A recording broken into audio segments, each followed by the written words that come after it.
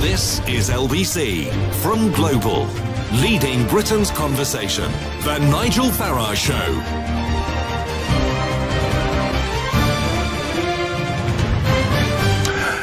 Welcome back. It's a beautiful Sunday, wonderful weather. What's it going to be like tomorrow? Bank holiday Monday.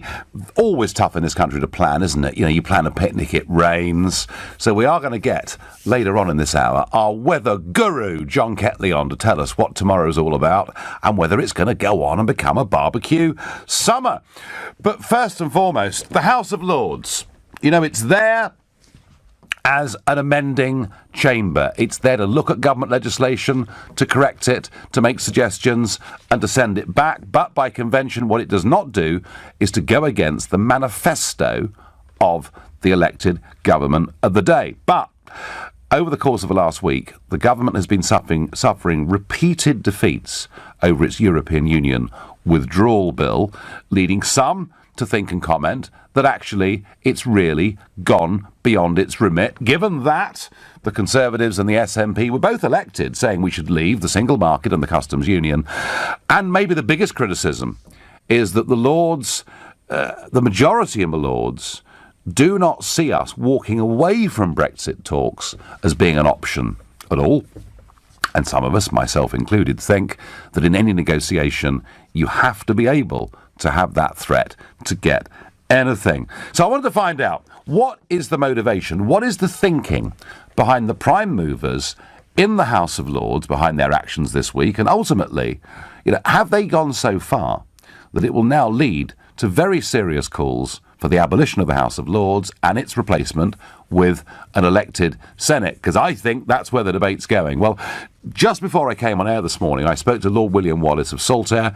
He's a Lib Dem peer, and I started off by asking him whether the House of Lords had really stepped over the line. No, I mean, we're the second chamber, not an ideal second chamber. I'm in favour of an elected House of Lords, but we have to work with what we've got. And it's our job to ask detailed questions of where the government's going and if it's got it right and if it knows the detail. And there's an awful lot of detail in the question of leaving the European Union. The referendum asked a very simple question, but the answer is extremely complicated, and that's what we're looking at.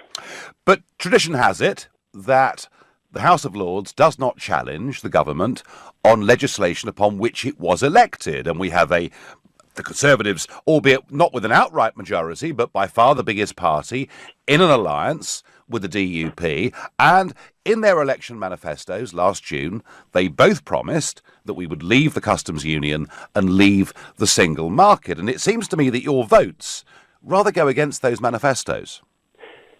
We're not challenging the legislation as such. We accept that we seem to be going to leave if the government can sort out how we're going to leave and what we're going to leave. But as I'm sure you recognise, Nigel, the government has so far failed to agree what sort of future relationship with the European Union it has. It has these two ideas for some sort of customs arrangement, and it paid £700,000 to McKinsey's to invent one of them. They're both unworkable. And we are entitled as the second chamber to say, do you know where you're going? Does what you propose work? And if it doesn't, think again. That's what we're doing. But one of the problems here is that in any business negotiation, and in effect, you know, we can look at, and by the way, I do agree with you that 23 months on from the referendum, for the government not to be clear about its customs union position is somewhat ridiculous. So there we will agree on this Sunday morning. But in any business negotiation, the one thing the other side has to know is that you are prepared to get up and walk away. And do you not agree that your amendments that you've sent back to the House of Commons try to stop the elected government of the day from having that its strongest card? No. And I mean, one of the things that's going on at the present moment, and as we look at a whole host of implications, like, you know, are we going to leave the European aviation arrangements under which British planes and others fly within a common European space? It gets a bit crowded if we leave it. So there are lots and lots of questions like that. We send these things back to the House of Commons, and they reconsider them. And the government's biggest worry at the present moment is that when they go back to the Commons, a lot of MPs there will say, actually, I think the Lords are right. Or if you can't explain what you mean by this, maybe we shouldn't let you do it. You know as well as I do also in business that when business takes a decision, it doesn't just say, right, we're going to do this come what may, and it doesn't matter what we discover when we look through the books. And now looking through the books, we're now asking the government where it's going and where the national interest is. I was very interested to see Justin Greening quoted in the Times yesterday to say, we've all got to think about the national interest in this because we have a very divided country and we want what's best for Britain, and that's what we're doing. But no deal could in fact be the best deal. And yet the House of Lords is saying that no deal is not an option. I put it to you again, you are trying to bind the government's hands in these negotiations. Well, if the government knew what it was doing and was explaining some of its objectives to Parliament, life would be easier for all of us. I don't accept that no deal is better than any deal. And if you listen to what the Prime Minister has been saying, Mrs May's last two speeches, she talks about the importance of our future close relationship with the European Union. That's not asking for no deal, it's asking for a carefully negotiated deal. It's only the Jacob Rees-Moggs of this world who are saying we want no deal. Well, there may be a few million voters out there, Brexit voters, who feel the same way too. But, I mean, if, and yeah, there's lots of detail, but if at 11 p.m, on the 29th of March next year, we do, Article 50 runs out and we've left the European Union, can this country, in your opinion, be successful outside the European Union? Well, we'll be poorer. We'll be stuck with a lot of food going rotten because it takes time to get it across the channel inside. We'll have lost... There are 1,000 British customs officers working across the channel at the present moment. You can't manage borders without cooperation with the people on the other side.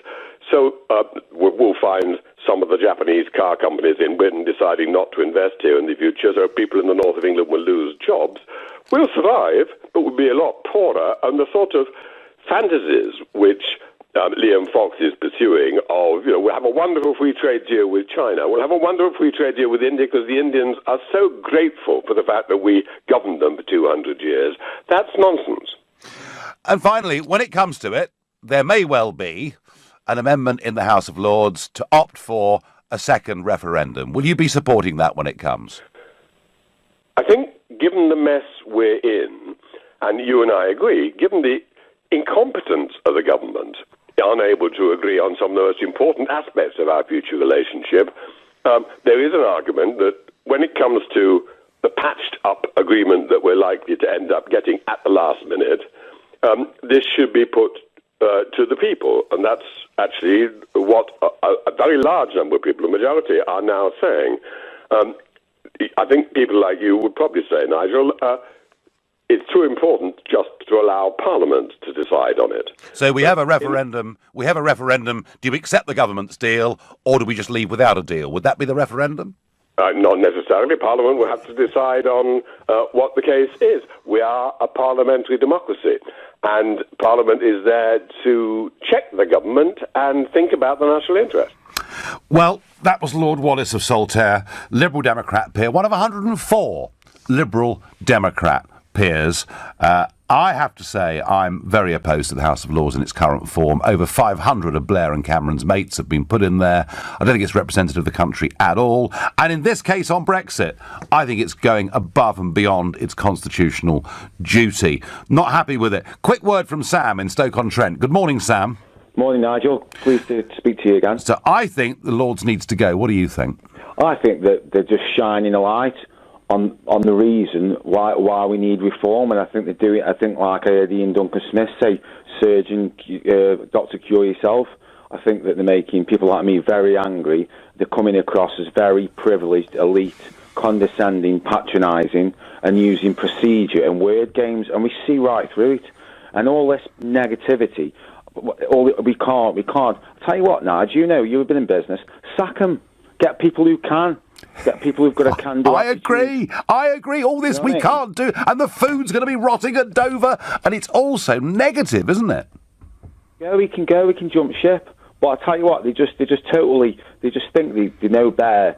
You know what I mean? They think it's the best thing since sliced bread, because they hopefully think they're going to, like you said, get a job, or I don't know what, but they're just absolutely detached from the public, and it makes me livid that they try and say they're doing it for the people. They're not doing it for the people. Do you know what, Sam? All of those things you've just said, I am going to put them to another member of the House of Lords. Lord Lamont of Lerwick, the former Conservative Chancellor of this country, is going to be on talking to us about the House of Lords in a minute. But for now, you're listening to the Sunday edition of the Nigel Farage Show, exclusively on LBC, and it's 11:15. Well, we've listened to Lord Wallace of Saltaire, one of the prime movers behind a series of defeats that the government has suffered to its European Union bill in the House of Lords, and I have to say, there's a fascinating response coming in, and joining me to listen to that response and give his own view is Lord Lamont of Lerwick, former Conservative Chancellor and member of the House of Lords. Good morning, Lord Lamont.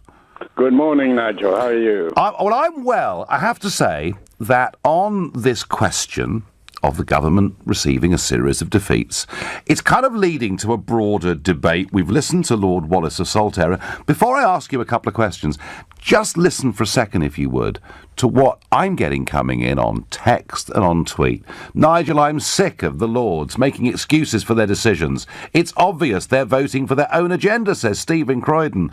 He says, Nigel, now you're talking. Get rid of the unelected House of Lords. Replace them with a Senate. Keep the government honest. Mike in sunny Cornwall. And one here from Dave, who sends me a text. He says, it's about time we got rid of the House of Lords. They turn up, get their 300 quid a day, go to the bar, have dinner, have a snooze in the afternoon and say the occasional hear, hear. Is that an accurate reflection of the House of Lords, or is Dave being unfair? That's a little bit unfair, but I'm not at all surprised at the comment, because I think the House of Lords is in danger of overstepping the mark. Yep. The function of the House of Lords is to revise, improve, amend legislation. It's not to drive a coach and horses through the legislation. And some of the amendments that have been carried, such as saying the House of Lords after both houses of Parliament after a certain stage should take charge of the negotiations and direct the government, something that's never happened in all history. Treaties are not negotiated by Parliament, they're negotiated by government. This is overstepping the mark, and I think it calls into question the validity of the arguments, which in the past I've always supported for an appointed House, but I've written that even I think that by overstepping the mark, they're calling into question the very justification for the House of Lords. Yeah, and they do appear, of course, to be giving succour to some of the rebels in Westminster, those that actually want to stop Brexit from happening. I mean, do they realise, do people like Lord Wallace and others, do they actually realise just how angry the Brexit voting public is about this? I don't think they do, and I have said that if Brexit is destroyed by Parliament and descends into chaos, there will be an enormous backlash, an enormous awakening of bitterness. It would go far beyond calling for the abolition of the House of Lords. It would be a real profound disgust with politics. Yes, I mean, clearly. I've always, this question of a second referendum, I've always said, yes, we can have a second referendum after we've left and seen what leaving is like. Nothing can't be reversed, but you can actually, what you've got to do is implement the decision, obey the decision of the electorate, leave the EU. If in 10 years' time someone wants to rejoin, let them argue then. And what is the government now going to do? I mean, let us say that the House of Lords continues on its current obstructionist path. Does the Prime Minister have the option of appointing, say, 500 new peers to make sure that she can get her legislation through? I think that would look pretty ridiculous, appointing 200 peers, let us say. What one has to hope is that among those who voted for the amendments, and there are some, and I know some, they will say we're entitled to, this would be the basis of Lord Wallace's argument, we're entitled to ask the House of Commons to think again. But we might do that once, we might do it twice, but we can't go on. In the end, we have to give way because the House is elected. Good sense would indicate that's what they ought to do. Yes, I mean, ultimately. And I think it's possible that will be the position of the Labour Party. The Labour Party is a bit split. I think the official position is not to obstruct, but they've got an awful lot of people who are very pro the EU, and they can't entirely control them. I also wonder, I have to say, that whether part of the problem here, with the Lords flexing their muscles in the way that they are, is perhaps a lack of leadership on the Brexit process in this country. Now, you are a Conservative peer, former Chancellor of the Exchequer, pro-Brexit supporter and campaigner. But, we're now 23, I put it to you, we're 23 months on from a referendum in which it was absolutely clear to everybody that if we voted to leave, we were leaving the customs union, we were leaving the single market. Isn't it a lack of leadership that 23 months on we have a Brexit War Cabinet meeting this week at which they're still discussing what our approach to the customs union is? Well, it's easy to say lack of leadership, but there are different views about how you leave. There are a small minority of Conservative MPs who hold hardline views about remaining within the customs union. I think they're wrong. I think, as you say, it's inconsistent with the referendum. But the leadership of the party, if you just expel these people or take the party whip away from them, then you'll just lose the vote. I think the Prime Minister is between Scylla and Charybdis in a very, very, very difficult place. Yeah, and finally, Lord Lamont, Can I just say one thing? I mean, sure. I think, on the House of Lords, I think what is sort of depressing to me about it is that it's just so out of line with public opinion. All right, the referendum result was just narrow by 2% or so, but it's a massive Remain majority in the House of Lords. That is what depresses me. You have 100 Liberals and no Nigel Farage. No, Nigel Farage. We need you there. No, I'd certainly do the catering facilities and bars. A lot of good if I was there, but I'm not going to be there in a hurry. I don't think. And finally, I think you should be there. Well, that's very sweet of you. Thank you. But no doubt, if I do ever get there, they'll abolish it quickly anyway. But the 29th of March. 11 p.m. on the 29th of March is not very far away. And that is the moment at which we are due to make the big historic break from the Treaty of Rome and what's come since it. Are you still optimistic that we're on track to do that and actually to leave whatever the terms may be? I believe we will exit on the 29th of March. There will be some details still being negotiated in the so-called transitional, so-called implementation period, but we all know there's some further detail in that. But I believe it will happen. I think once this withdrawal bill is through Parliament, which I hope it will get through, I think the government will be in a stronger position then. And I think after exit day, I think the process will be irreversible. Lord Lamont, thank you very much indeed for coming on. Well, we've had two members of the House of Lords there, two very different points of view. The Liberal Democrat peer, Lord Wallace, believing that the House of Lords is right to be doing what it's doing to the government's Brexit legislation, and Lord Lamont there, making it pretty clear that unless the House of Lords is careful, calls for its abolition will grow. I think they've grown already, though. Steve says to me, I'm quite happy with the House of Lords and glad they are taking these steps. So not every member of the public wants the Lords gone. No, I didn't suggest they did, Steve, but I do think, forget whether you're Brexit or Remain, if you can for a moment here, I just think generally, for hundreds of peers that have been appointed, I mean, I'm not sure Henry VIII had the powers of patronage that Blair and Cameron have exercised when it comes to putting people in the House of Lords. I wonder, had Remain won, would the Lords have been quite so keen to look out for the good of the people? Asked Polly. Yeah, well, good question.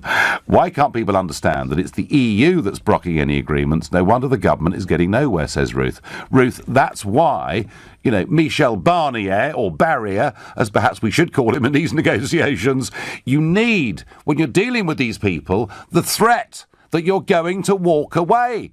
And that it's going to be jolly difficult for BMW to sell their motor cars at a good price, or the French wine producers to sell their bottles of booze. You need to have the threat of walking away. What the House of Lords is trying to do is remove that option from the government. Terry is calling from Cobham. Good morning, Terry. Good morning, Nigel. Nigel, apart from Brexit, we leave that for a second, as you just said. I'm 67 years of age, Yep. sprightly, if you like.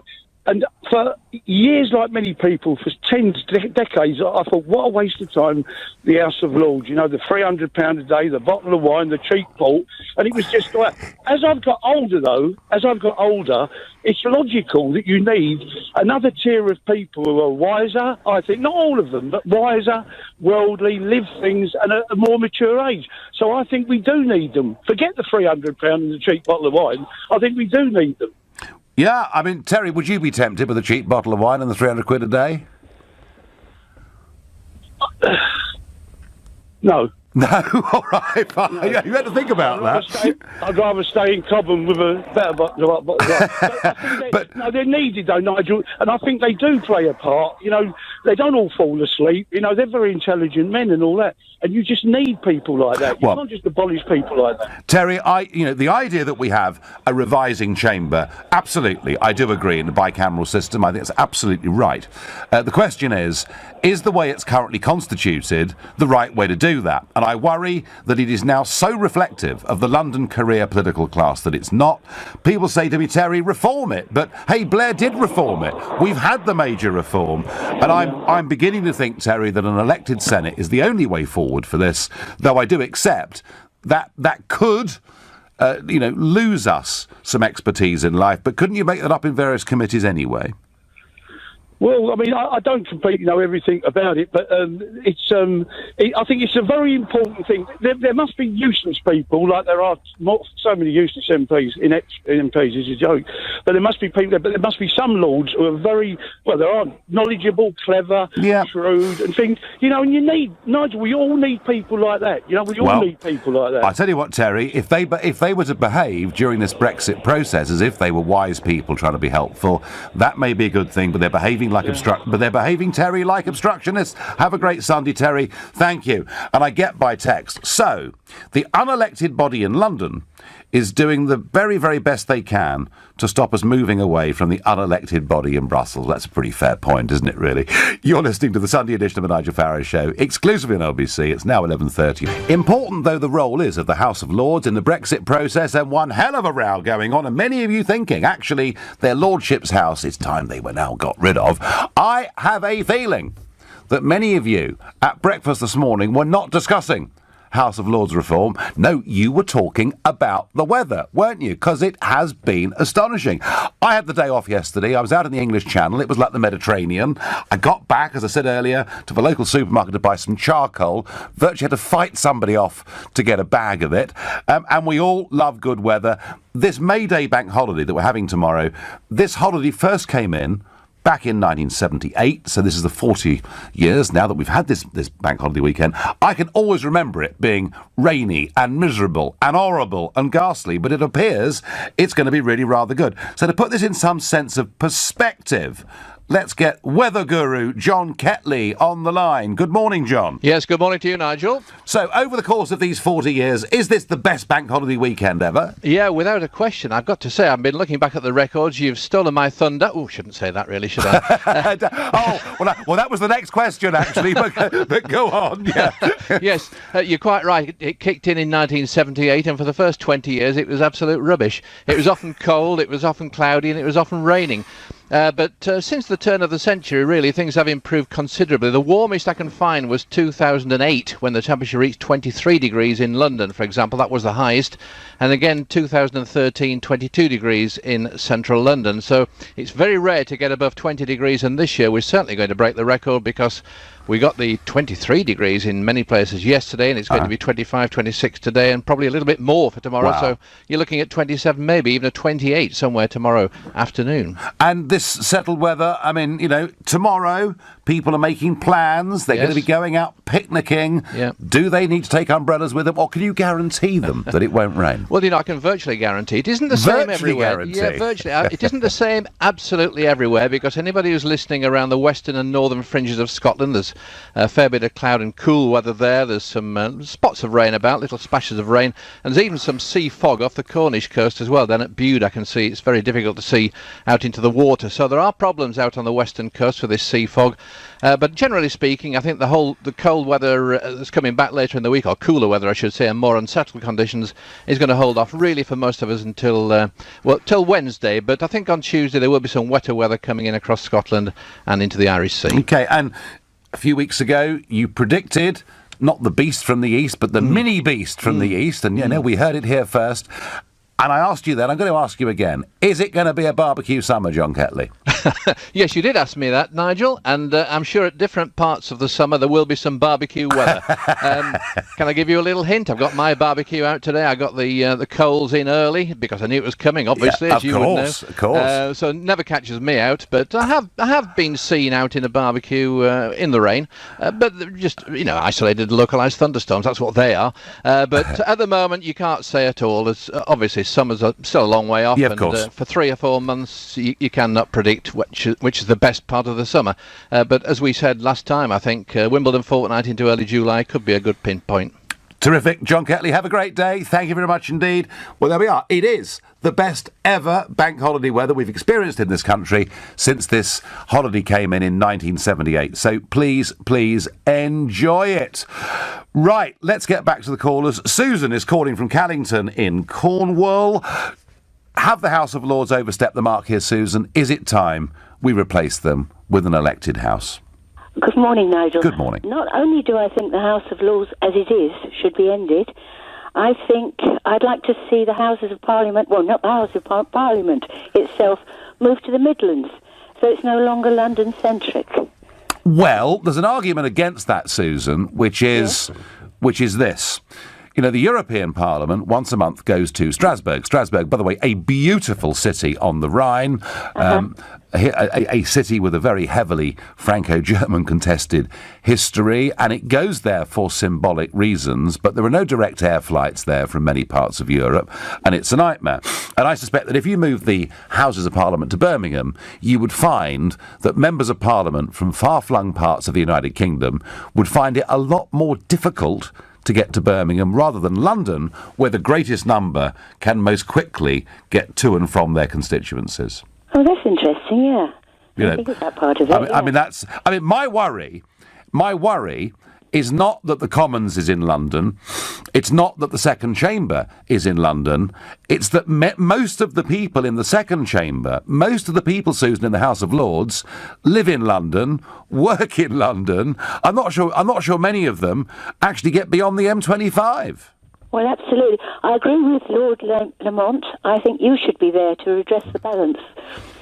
Well, there are some that say I've already gone and upset and corrupted one parliament, and why not go and do it to another? But I don't, Susan. I am not. Given the appointment system in this country, I'm not going to be in the House of Lords anytime soon. I don't really think I'd want to be, frankly. But Susan, if we have an elected second chamber, the trouble is to make sure that it still does a role of revision, rather than flexing its muscles to stop the government. That is the challenge, I think, of an elected second house. Perhaps it should come from the business sector more than anything. Well, at the moment, we have, of course, bishops in the House of Lords and all sorts of people from a huge... the idea was the Lords would be made up of people from all different walks of life, sports people, business people, charities sector, trade unions, etc. But I'm afraid that under Cameron and under Blair, it's all become a little bit too samey. And on the Brexit point, do you think there is actually a plot amongst people in the House of Lords to stop Brexit, Susan? Yeah, I certainly do. Of course there is, yeah. And does that make you angry? Furious. Furious. I think I'd like to see UKIP run with the idea of ending the House of Lords, because it would be so popular. I think you may be right. I really do. Susan, I thank you very much indeed. Tina on Facebook says, the referendum has exposed our political elite and where their loyalties lie. Unfortunately, it is not with the British institution that they represent. Shameful. Nick is calling from Solihull. Good morning, Nick. Hello, Nigel. It's great to speak to you. But my opinion, first of all, is that it's the cosy cabal of Remainers in the House of Lords. These people are unelected. They're not elected people. The Prime Minister, when they finished the term, she she appoints certain people in the cabinet or outside of the cabinet to the House of Lords, which basically it's a department of washed-up politicians, basically, on a nice little cosy £300 a day. And some of the reasons why the people in the House of Lords are trying to block Brexit. I mean, when we got people like Mandelson, Kinnock and Prescott, you've got Mandelson who's on £35,000 a year pension, Kinnock's on £90,000, Prescott, one of the two chins and tonic Prescott, who was always an advocate of getting rid of the House of Lords. So was Neil Kinnock. Kinnock was one of the worst. Well, I mean, his family are all linked to the EC, aren't they, with all nice little pensions. And bearing in mind as well, there are lots of lords who are actually have pensions from the EU. So, one of the conditions. And they never declare it, Nick. No, they don't. They never, when they get up to speak on the European Union subject, they never declare that interest. Nick, you're clearly done with the House of Lords. The question is, how do we replace it with an elected body and still keep it as a revising chamber rather than one that's going to start to challenge the supremacy of the House of Commons? Well, as you say, they should be elected. So something like a Privy Council, that type of thing, of people who are very learned people, and should be there should be a committee which appoints people with suitable business acumen, suitable political sort of unbiased views, and elect them in that capacity. I tell you what, Nick. Getting people with unbiased views in any walk of life is not the easiest thing to do because we all have our opinions. But, Nick, you clearly are finished with it. You think they're overpaid, washed-up politicians. And you know what? In the main, they are. How is it the Liberal Democrats have got 104 peers? I find that absolutely extraordinary. Nigel, there ought to be a rule that no ex-politician should be a Lord. Well, under its current setup, it's pretty impossible for that not to be the case. What is for certain over Brexit is I think they're behaving very badly. Lord Lamont makes the point that never before in history have the House of Lords tried to bind a government's hands that is in the course of an international negotiation. You're listening to the Sunday edition of the Nigel Farage Show, exclusively on RBC. It's 11:45. As the Lords inflict defeats on the government over the European Union withdrawal bill, I'm asking the question, is it now time to abolish the House of Lords? And I can't see any other logical thing to do, given how badly wrong Blair's reforms have gone. Don't forget, the House of Lords was going to be much more suitable to modern Britain, and it's become nothing of the kind. Meanwhile, London crime. It's an issue over which Donald Trump has been attacked over the weekend. He talked about a London hospital being like an Afghan war zone in response to a doctor from this country having said it before. But overnight, more bad news. A 17-year-old boy has died after being inflicted with gunshot wounds in South London in Southwark early yesterday evening. And overnight, 3 more people rushed to hospital after a suspected acid attack in East London this morning. This story of mounting violent crime in London not going away soon. Back to the House of Lords. Paul in Bromley, what is your opinion on this? Good morning. Hello. Hello. Hi, can you hear me? Yes. Hi, Nigel. Nice to thank you. Yes. Okay. So, what do you think, Paul? Yeah. I think we should keep the vote, and I mean it's really, really dangerous to start this argument, getting rid of the Lord. We end up getting rid of the Queen, and this is the history of Britain. This is why we're a great nation, We do things like that. We have to have people to scrutinize us. And looking at the Windrush scandals and everything, I mean, if we don't have those people, wise people to have to scrutinize what we're doing, we end up in very, very big troubles. I'm a young person, and I fully support the Queen. I fully support the Lord. Oh. And I think if we going through what you start doing, we'll get rid of the Queen. Paul, there is no prospect of us getting rid of the Queen. Certainly not the Queen, and not even the monarchy. I don't believe that for a moment. Although, if people thought that the monarch was abusing their constitutional position, you would start to hear more Republican voices. The point, Paul, is twofold here. One, that the House of Lords, in rejecting large sections of the government's European Union withdrawal bill policy, are overstepping the mark. The second point, Paul, is you talk about it as a piece of the history of this country. That is true. But Tony Blair in 1999 got rid of nearly all of the historic peers, bar 92. And, Paul, what they've done is they've stuffed the place with their mates and their party donors. You know, I mean, Blair appointed 357 members of the House of Lords, and David Cameron appointed 242, 40 per year that he was in office. And what I'm saying, Paul, is because of the behaviour of Blair and Cameron, it's lost in its current shape all credibility. If that's what you're saying, I mean, it's getting more sense to me. But getting rid of the whole thing, you can actually revise it. You can make some changes. But I don't think, it's a wise idea to try to get rid of it. It's just wrong. Well, what I would do, that's Paul. My point of view. Okay, what I would do, Paul. Okay, just hear me through. I'm not for one moment suggesting that we get rid of a revising chamber. I can see the benefit in that. Okay, that's good. Yeah. And I wouldn't get rid of the building or the history or the role. I just think perhaps it needs to become a Senate, which perhaps would be more reflective of 21st century Britain.